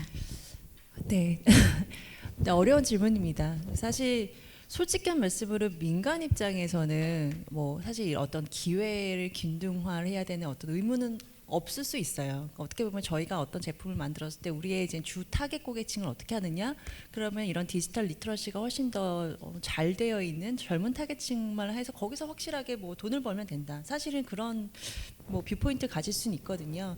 근데 우리가 거기서 조금 더 이제 범사회적으로 그래도 어떤 이런 새로운 기술과 새로운 기회들에 대해서 좀 더 균등하게 우리가 더 사각지대들까지도 어떻게 하면은 이거를 좀 닿을 수 있게 해줄까라고 하는 고민에 있어서는 사실은 지금 이제 자장님께서 질문하신 거는 저희 쪽에서 굉장히 오래된 숙제입니다. 네, 이런 이제 그런 부분에 대해서 우선은 저희가 하고 있는 거는 아까도 이제 소개드렸듯이 저희는 완전히 스탠드얼론으로 디지털만 가지고 하는 건 아니고요. 원래 사람이 해오던 서비스에서 일부를 어떻게 보면 그 사람과 사람이 서비스를 하는데 그런 사례 관리자나 이런 이제 의료진이 환자에게 뭔가를 도와주고 케어를 해주는데 그 의료진이 그 케어를 할 수 있는 거를 더 쉽게 할 수 있게끔 효율성을 높여주는 도구 이 정도의 역할을 하는 일종의 이제 하이브리드인 거죠. 그렇기 때문에 실제 저희는 스마트폰이 없는 환자들도 저희가 쓸 수 있게끔 하는 식으로 지금 설계를 하고 있고요. 특히나 저희가 뭐 정신질환자는 그래도 저희가 이제 20, 30대 호발 연령들이 좀 젊은 편이고 하지만 대부분의 이제 크로닉 디지즈들은 주로 이제 더 고령층들이 많다 보니까 이제 이분들이 사실 저희가 무시할 수 없는 파이거든요. 반드시 저희가 좀 어느 정도는 같이 터치를 해드려야 되는 부분이어서 아예 그러면은 사실은 이게 실제 아마 현장에서는 이 환자분은 사실 앱이나 이런 것들을 잘 못 쓰시니까 거의 이제 사람이 많이 해야겠다 이런 게 이제 밸런스를 유연하게 좀 맞출 수 있게끔 그런 것들을 고려를 하고 있고요. 근데 저는 사실 이 고민은 불과 한 10년이 지나도 많이 옅어질 거라 생각합니다. 저도 지금 제가 40대인데 제가 이제 20년 뒤면 제가 노년층이 되거든요. 근데 저는 노년층이 돼도 뭐 앱 정도는 쓸 수 있는 디지털 리터러시가 어느 정도는 유지가 될 것 같아요.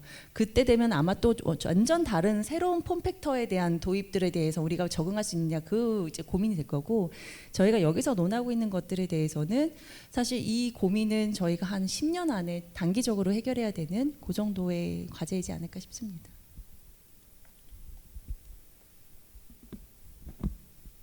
네, 어려운 질문인 것 같습니다. 네, 저도 사실은 제가 그 펠로우는 노인의학을 했고요. 그래서 사실 이런 제가 디지털과 관련된 연구를 시작했던 거는 노인분들의 경도인지 장애라든지 그런 것들을 진단하고 이제 치료하는 부분에 있어서 디지털 앱 만드는 연구를 하면서 이 분야에 관심을 가지게 되었었는데 그때 이걸 하면서 솔직히 굉장히 좀 한계와 어려움을 많이 느꼈던 것 같습니다. MCI 경도인지장애 분들이었기 때문에 더 그랬을 수도 있지만 당시에는 이제 그분들이 쓸 수 있는 UX/Y를 굉장히 잘 만들어낸다는 것이 굉장히 챌린징하게 느껴졌고 그래서 사실은 창업을 하면서는 조금 더 리터러시가 높은 이제 무드 디스오더 쪽으로 좀 집중을 하게 되었고 실제로 저희 유저분들도 한 70-80% 정도가 40대 이하이고 이제 여성분들이 주로 이제 사용을 해주시고 있으십니다. 근데 이제 말씀하신 것처럼 저는 생각보다 몰라서 못 쓰시지 저희 앱 같은 경우 저희 어머니가 추천하시는 주변의 친구분들 같은 경우에 진입장벽은 있지만 막상 또 쓰기 시작하시면은 오히려 굉장히 성실히 열심히 써주시는 모습들을 볼 수가 있어가지고 정말 조금 리터러시가 우리가 생각하는 것보다도 많이 발전을 하고 있고 김수진 선생님 말씀해주신 것처럼 한 10년 뒤에는 굉장히 다른 판일 수 있겠다라고 생각을 해서 연령대에 대한 그런 고민들은 시간이 저는 해결해 줄 문제라고 생각을 합니다. 그러면은 이 중증 질환자라든지 조금 뭐 오티즘이 있는 분들이라든지 그런 분들을 위한 그런 앱은 어떻게 해야 될까라는 부분은 솔직히 말씀드리면은 그분을 민간에게 넘기기보다는 결국에는 민간에서 이런 앱을 만들고 하는 투자를 하는 것은 이것이 안정적인 어떤 수익성 어느 정도는 낼 수 있는가가 중요한 부분인 것은 사실입니다. 그래서 이런 부분은 저는 저희가 의료보험도 그 중증질환자분들은 더 지원을 해드리고, 그리고 뭐 이제 미국에서도 메디케이드가 있고 그런 것들이, 그런 부분들을 이제 사회적 약자층을 위한 펀딩을 정부 차원에서 마련을 해주시는 거잖아요. 그거를 뭐 약을 뭐 너네가 그런 사람들한테 무조건 싸게 팔아라고 하는 게 아니라 보전을 정부에서 펀딩으로 해주시는 거기 때문에 민간에서도 움직일 수 있는 거고, 어느 정도는 또 민간도 그런 부분을 믿고 가는 부분이 있기 때문에 결국에는 누가 펀딩을 어떻게 할 수 있느냐라는 부분에 대한 노력은 좀 같이 이루어져야 되지 않을까. 그런 부분에서 우리 국정에서도 좀 많은 관심을 가지고 디지털 쪽에 이렇게 해주시는 게 참 감사하다고 느껴집니다.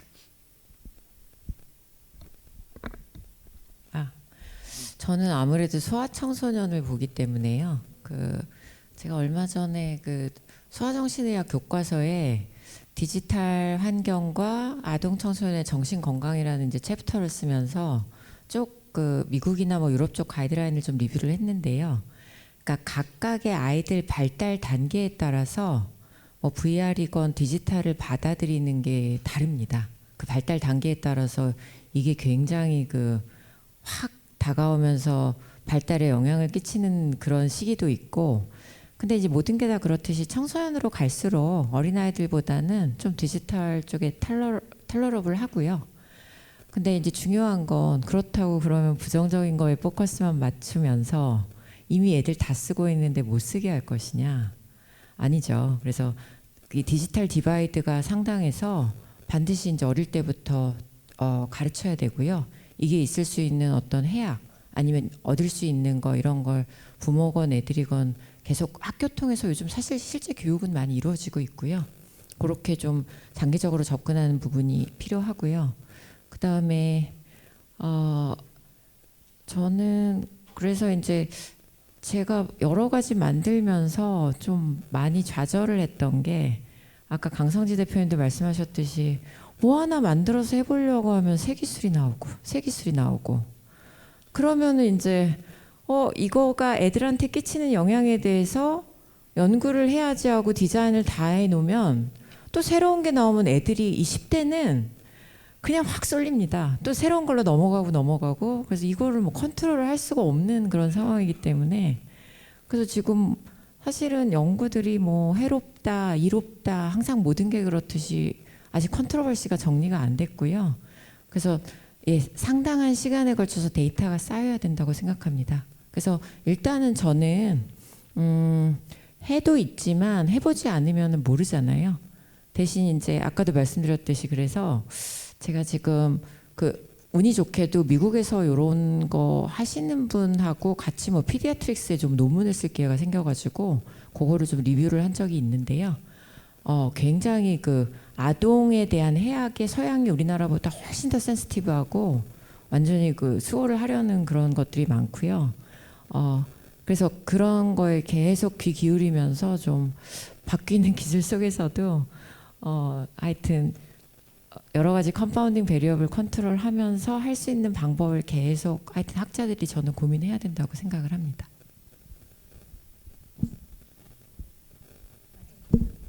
네. 저는 오늘 제 역할에 그냥 충실하게 다 말씀을 드리면, 결국은 리터러시의 문제는 기술이 해결해주지 않을까라는 기대를 하고 있습니다. 이게 가장 좋은 UX란 무엇이냐라는 질문을 삼성에 있을 때 UX 담당하는 부사님한테 여쭤봤는데, 존재하지 않는 거래요. 느끼지 못하는 거라고. 그러니까 저희가 지금 얘기할 때 입을 움직인다고 느끼지 않고 귀로 듣는다고 느끼지 않는데, 그 인터페이스를 통해서 우리는 지금 정보를 교환하고 의견을 주고받잖아요. 그러니까 IT 기기 지금 챗GPT 같은 것들 보면 마치 뒤에 사람이 있는 것처럼 나한테 얘기를 하기도 하고 뭔가 의견을 주기도 하고 하는 것들이 기술적으로 그 정도의 단계가 올라오니까 된 거라고 보고, 그게 이제 발화로서 이제 대화를 하는 형태가 되든 아니면 채팅을 하는 형태가 되든 가장 친숙한 방식으로 환자에게 다가가는 어떤 패키지는 이제 기술적으로 해결될 지점이 올 거라고 기대합니다. 그래서 그냥 바라건대 튜링 테스트 같은 걸 수 있어요. 선생님이 처방은 하는데 마치 선생님을 만나는 두 달마다 병원을 간다고 하면 2달 사이에 선생님이 나한테 말을 거는 것 같은 느낌을 주는 그 기술적인 해법들이 우리가 구현을 할 수 있다면 그게 가장 지금 질문 주셨던 것에 대한 그 미래에 상상해 볼 수 있는 대답이 아닐까 생각을 하고 있습니다. 저는 개인적으로. 우선 뒤에 또 질문이 있으신데요. 센터장님이 먼저 코멘트 해주시면 제가 감사하겠습니다. 순서가 더 먼저면 하고요. 먼저 손 드신 분부터. 예, 그렇게 할까요? 예, 지금 질문하실 분 있으시면 네. 일어나셔서 예. 예, 소속과 그 성함 말씀해 주시고 질문 부탁드립니다. 네, 저는 그 미국의 애리조나 주립대학교에서 온 오현성이라고 합니다. 어떤 규제적인 규제 환경과 관련돼서 제가 질문을 좀 드리고 싶습니다. 뭐 코멘트에 더 가까울 것 같은데 제가 유나이티드 헬스케어 가입자입니다. 매우 비싼 보험인데 그 기업 규모가 삼성보다 많이 클 거예요. 그게 그래서 이제 유나이티드 헬스케어를 딱 들어가면 이 디지털 관련된 어떤 거 앱 하라고 엄청 많이 옵니다. 저한테 엄청 많이 오는데 저야 뭐 잘 모르니까 안 하고 있는데 그게 이제 유나이티드 헬스케어 같은 경우는 인센티브가 있는 거예요. 가입자들이 이거를 통해서 건강해지면 수익이 나니까. 마찬가지로 이제 미국에 이제 가면 ACO라는 게 뭐 많이 아실 건데 Accountable Care Organization이라고 이 메디케어 프로그램의 이제 하나의 프로그램인데 어떻게 이제 그 수가를 주냐면 1년에 딱 정산을 해가지고 이 사람들이 A1C 레벨이 어떻게 되고 뭐 고혈압이 어떻게 되고 그리고 우울증이 어떻게 되고 여기에 평균값과 뭐 스탠다드 디비에이션 이런 걸 사용해서 이제 성과급을 주는 거죠. 그 병원한테. 근데 아무리 생각해봐도 의사들이 그런 거가 전혀 없는데 내가 이렇게 빨리 그 패스트 페이싱하는 빨리 체인징하는 어떤 IT 디지털 치료제를 내가 공부를 해서 이거 효과성 좋네. 내가 처방을 해야지 라는 그 프로세스가 잘 안 보여서 그래서 이게 국민건강보험 근데 대한민국은 건강보험이 있으니까 건강보험의 어떤 그런 환경 내에서 관료들이 결정하고 이것을 어떻게 빨리 이제 그 수용하고 그것의 수가를 책정하고 그리고 새로운 기술이 나오면 수가를 또 책정하고 이 과정이 그 행정적 과정이 과연 대한민국에서 이 사업 자체가 가능하냐라는 저는 그런 의문을 가지고 있습니다. 그래서 그 생각을 좀 듣고 싶습니다. 예, 제가 먼저 답변 드리겠습니다. 지금 이 선생님이 지금 설명하셨던 처음에 이제 그게 아마 이제 밸류 베이스드 케어의 우리나라로 이제 가치 기반 지불 체계 모델을 이제 말씀을 하신 거였고요. 뭐 미국도 그렇지만 아마 이제 미국도 우리나라도 거의 다 이제 행위수가제이죠. 미국도 기본적으로는 행위수가제 fee for service의 제도였다가 이제 점점 이제 밸류 베이스드로 많이 이제 트랜지션 하려고 하는 움직임을 가지고 있고 제가 이해하고 있기로는 그렇지만 아직도 사이키아트리스트한테는 거의 이제 전통적인 그런 fee for service 체계를 가지고 있다 합니다. 알고 있습니다. 그러니까 이를테면 내가 주사를 넣는다 아니면 내가 재진으로 진찰한다. 저희는 재진 진찰료 얼마. 뭐 이런 식으로 그 행위당 단위로 해서 이게 얼마짜리다라는 이런 수가 체계를 하고 있고요. 그래서 아마 미국에서도 지금 디지털 치료기기들이 그런 어떤 밸류 베이스드 케어에 지금 녹여서 반영돼서 들어간다기보다는 어떻게든 그 CPT 코드를 받게 하는 이제 그런 그 피포 서비스의 그 코드에 들어가게끔 진입하려고 하는 노력을 하고 있는 걸로 알고 있고요. 대한민국도 마찬가지일 겁니다. 아마 강 대표님이 더 자세히 설명을 해주시겠지만 저희도 그러니까 그냥 원래 일반 진료만 했을 때 예를 들면 그냥 내가 이 사람을 15분 진료했을 때 3만 원이었다고 한다면 거기에다가 내가 디지털 치료기기를 처방한다라고 하면 거기다 에디셔널하게 더 수가를 줍니다. 그게 지금 현재는 의사에게 주는 그런 리워드로서 설계를 하고 있는 걸로 알고 있습니다.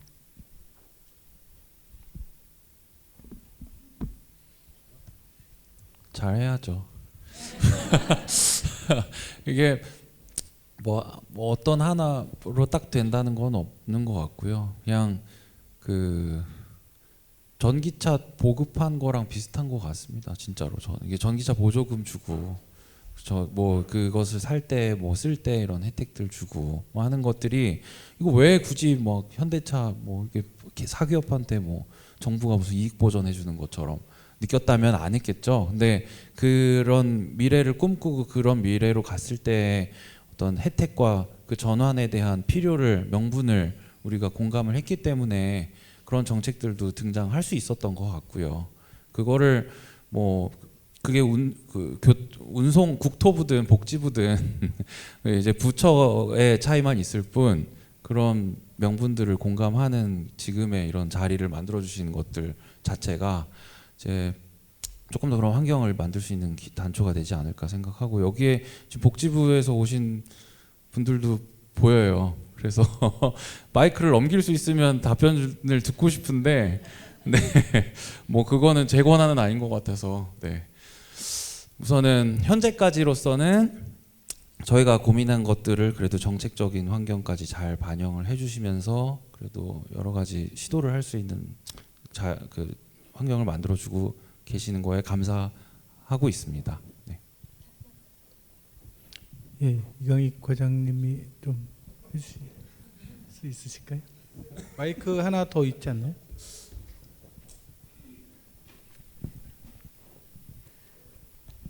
복지부에 오신 예. 분이 아니고 저희 센터 네, 사업부장님. 네, 국립정신건강센터의 정신건강사업부장 이강입니다. 예, 복지부에서 온 사람 아니고요. 정신건강센터에서 살고 있습니다. 우선은 뭐 얘기 드리기 전에 어쨌든 우리 웰트 강성기 대표 만나뵙게 해서 반갑고요. 원래는 허리띠 만들던 회사인데 저렇게 발전했습니다.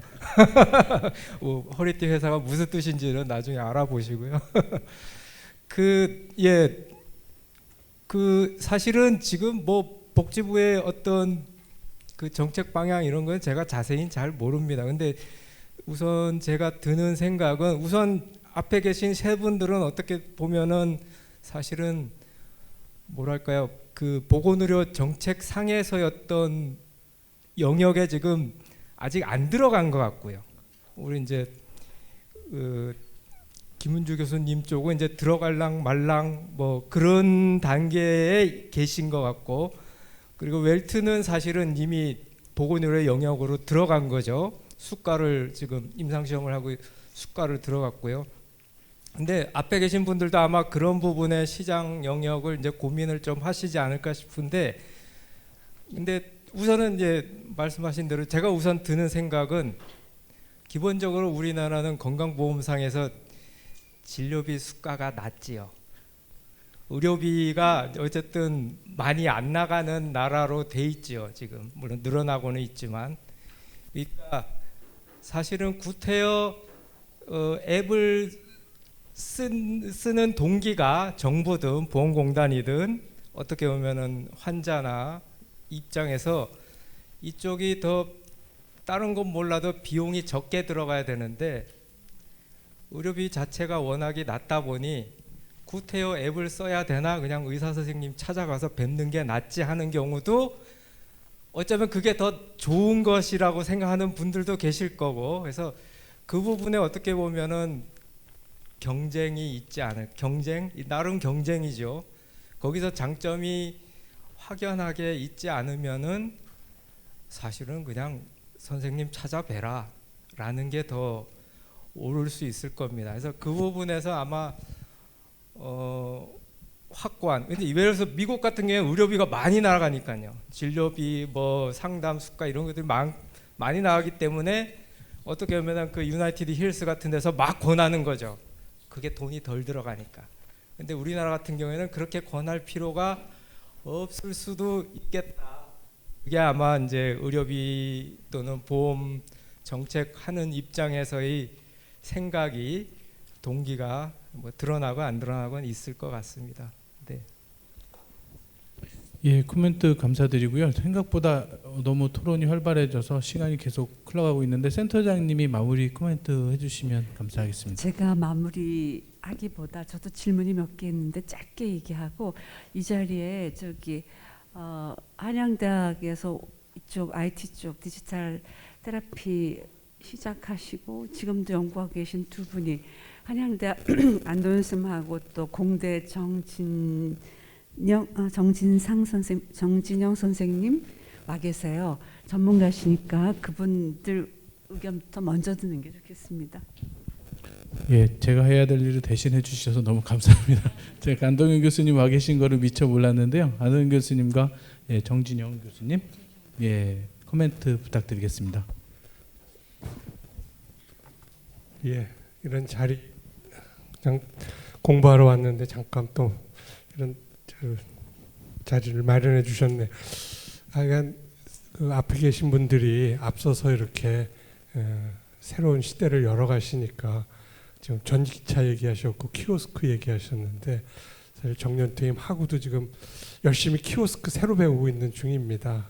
근데 한 가지 제가 질문이 있고 하나 의문이 드는 게 있는데 제가 지금 이제 하나 앱 개발하면서 뭐 프로젝트 하는 게 하나 있습니다. 근데 그게 이제 병원에 입원했던 환자들이 퇴원하면서 사실 우리 팔로우업이 잘 안 되는 게 정신과 환자들의 특징 아닙니까? 그러다 보니까 이 환자들이 앱을 과연 좀 열심히 만들어서 아까 우리 2만 명 지금 이제 유저들이 있으시다 그러는데 환자들이 과연 얼마만큼 쓸까? 그래서 지금 이제 사실 그 부분을 그 퇴원하기 전에 퇴원 준비 과정으로 한 일주일에서 열흘 정도를 교육을 시키는 VR을 이용한 그런 교육을 좀 시킬까 그래서 지금 개발 중에 있고 좀 만들어가고 있는 중이거든요.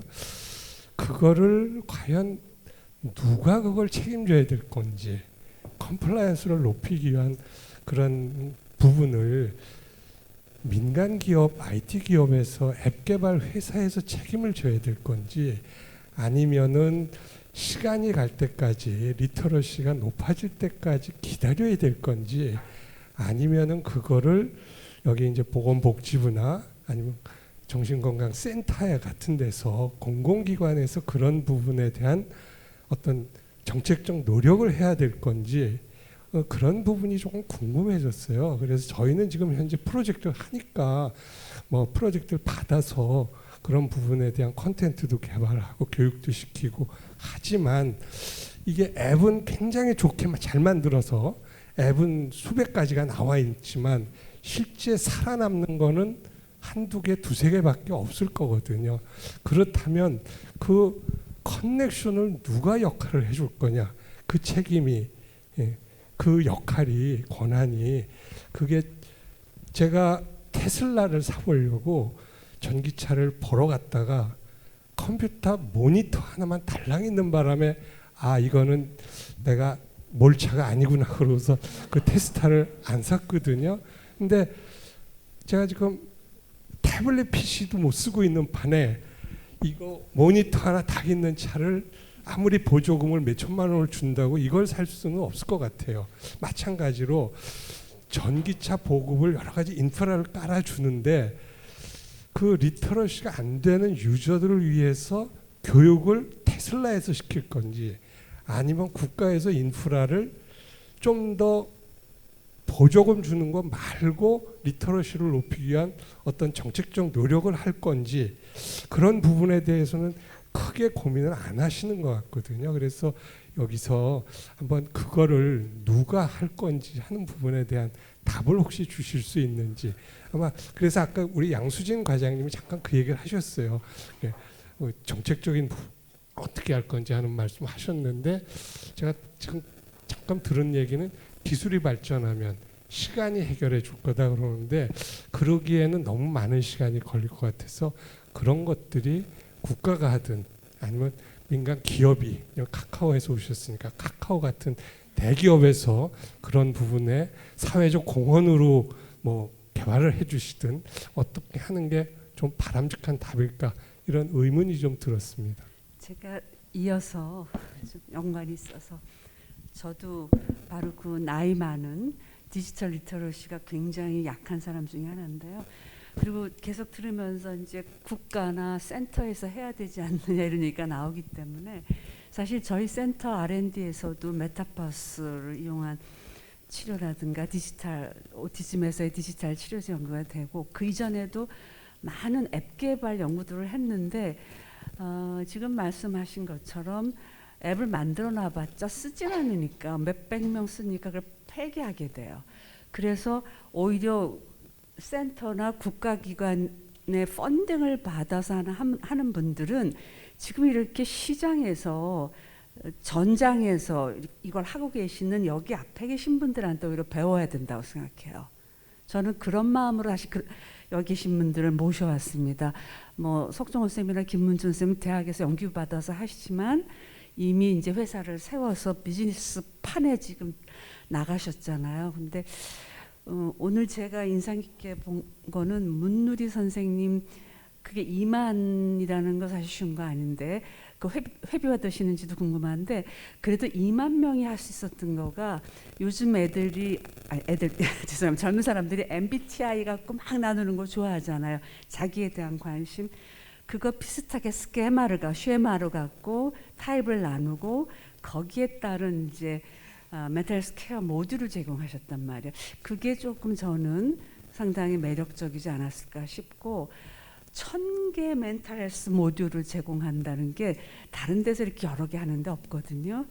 근데 살짝 내용을 제가 좀 봤어요. 여기 페이지에서. 근데 거기에 주로 명상, 호흡 명상, 마인드풀니스가 많이 들어가 있네요. 뭐 그게 전부는 아니겠지만. 그래서 그런 이제 컨텐츠가 풍부한 점 이런 것들은 소비자 입장에서 매력적일 수 있죠.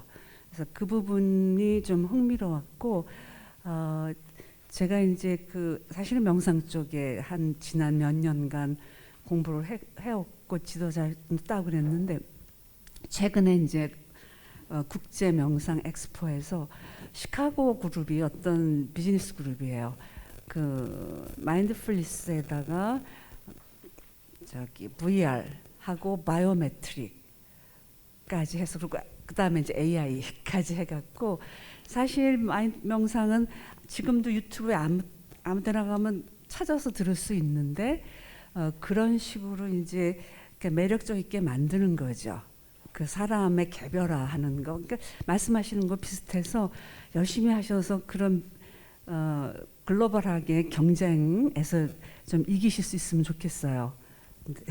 그런 생각을 했습니다. 그리고 또 하나는 다른 디지털 치료제의 경우에는 다른 치료와 마찬가지로 컴플리케이션이라든가 콘트라인디케이션 이런 거 개념을 같이 생각하시고 계시겠죠. 뭐 하여튼 긴 시간 감사했습니다. 많이 배웠습니다.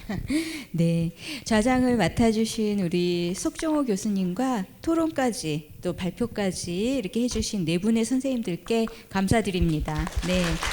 오늘 심포지움 통해서 정신건강에 대한 사회적 변화와 시대적 흐름에 따른 대응 방안을 모색하고 정보기술을 활용한 다양한 정신건강 치료 및 서비스에 대한 미래 방향에 대한 정보를 얻을 수 있는 소중한 시간이 되셨기를 바랍니다. 오늘 심포지움에 정말 끝까지 함께 참여해 주신 참석자분들께도 감사의 말씀 드립니다. 네, 지금까지 사회를 맡은 정신건강 사업과장 양수진이었습니다. 이상으로 마치겠습니다. 감사합니다.